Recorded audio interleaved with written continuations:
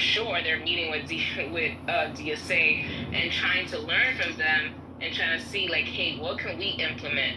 Because if you're talking about vibes, like Brooke said, vibes, Zoran's message wasn't even developed. Like, you went on his website, you look at his housing platform, you look at all the platforms, you compare that with Brad Lander, and Brad Lander's was way better.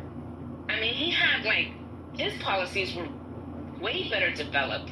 Brad Lander was actually doing something that was pretty cool. He was, like, going into people's homes and having, like, intimate, you know, little town halls in people's home. And Scotty went to one.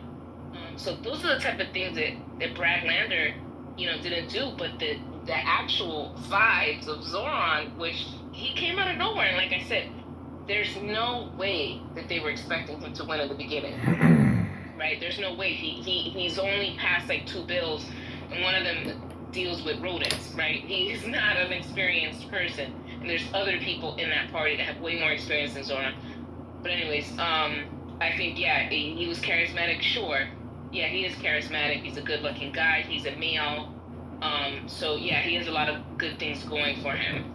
But, like others said, what's going to work in New York City, we're very much more progressive. We're willing to vote for someone that's Muslim. I didn't even think it was a big deal, a person's religion, but apparently it is. But, yeah, is he authentic?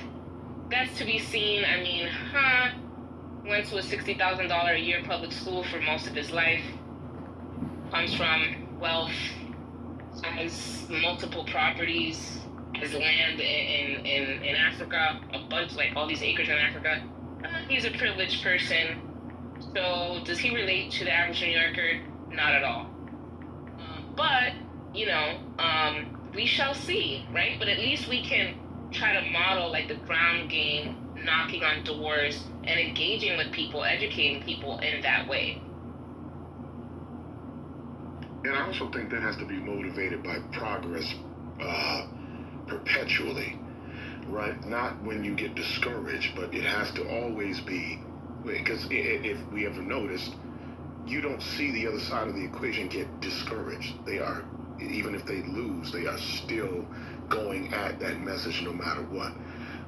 So it has to be, that message has to be perpetual no matter what. You can't allow, you can't allow what's happening on the other side of the aisle to discourage you, or what may even be happening internally to discourage you. You have to continue with that message, continue pushing it if it's a winning message. Yeah, like somebody put in the chat, Lynn Manuel. You know, who didn't get caught in that whole thing that he put together? Like, that was so